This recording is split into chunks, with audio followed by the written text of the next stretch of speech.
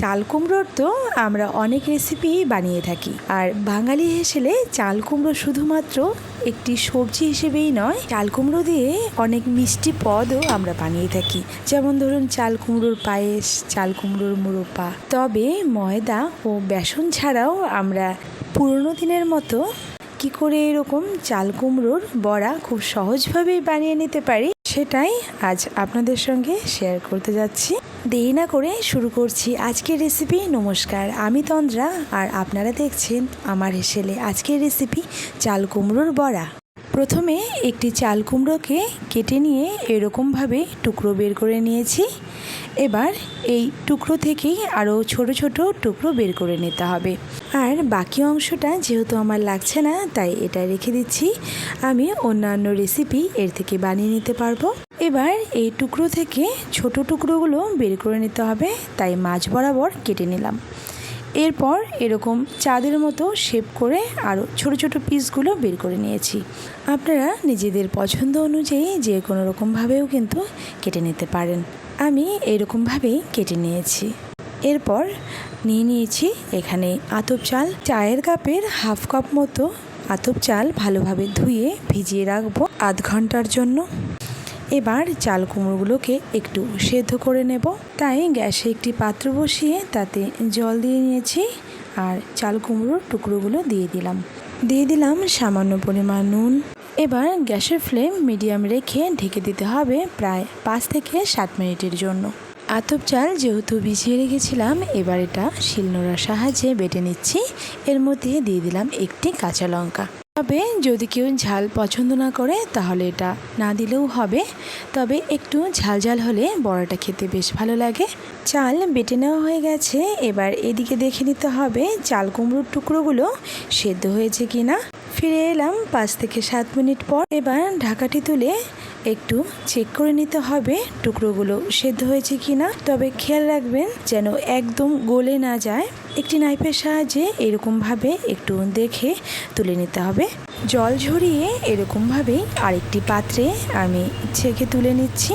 সেদ্ধ করার সময় যদি বেশি পরিমাণে গলে যায় তাহলে কিন্তু চাল কুমড়োর বড়াগুলো খেতে ভালো লাগবে না। বড়াগুলো ভেজে নেওয়ার সময় কিন্তু আরও কিছুটা সেদ্ধ হয়ে যাবে, তাই খেয়াল রাখতে হবে যেন বেশি পরিমাণে সেদ্ধ করার সময় গলে না যায়। ভেজে নেওয়ার জন্য এবার ব্যাটারটা তৈরি করে নিচ্ছি।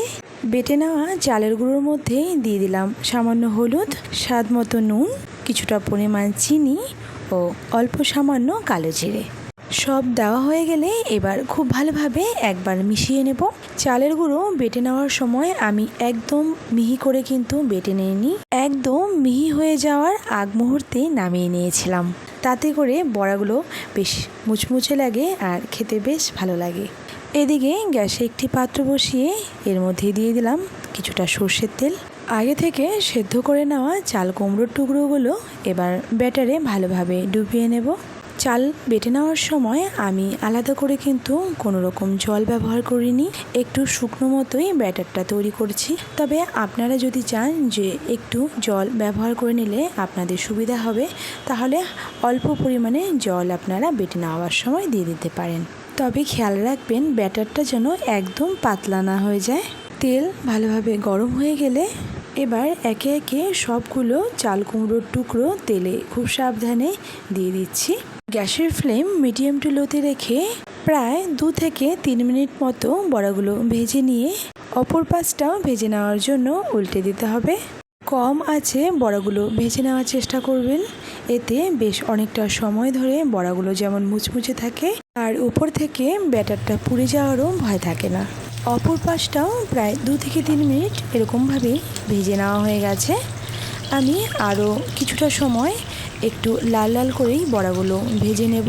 টুকরোগুলো যেহেতু আগেই সেদ্ধ করে নেওয়া হয়েছে, তাই উল্টে পাল্টে 4 থেকে 6 মিনিট মতো ভেজে নিলেই হয়ে যাবে।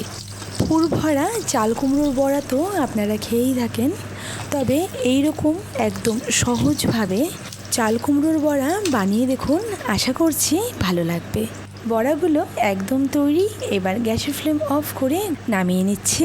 বড়াগুলো দেখে যতটা ভালো লাগছে খেতে কিন্তু আরও অন্যরকম, আর ঠিক ততটাই ক্রিস্পি হয়েছে। গরম গরম ডাল ভাতের সঙ্গে পরিবেশন করে দেখুন, আশা করি সকলেরই ভালো লাগবে। আজকের রেসিপিটি ভালো লেগে থাকলে একটি লাইক করে সকলের সঙ্গে শেয়ার করতে ভুলবেন না। আর নতুন হয়ে থাকলে চ্যানেলটিকে সাবস্ক্রাইব করে পাশে থাকার অনুরোধ রইল। দেখা হচ্ছে আবারও একটি নতুন রেসিপি নিয়ে।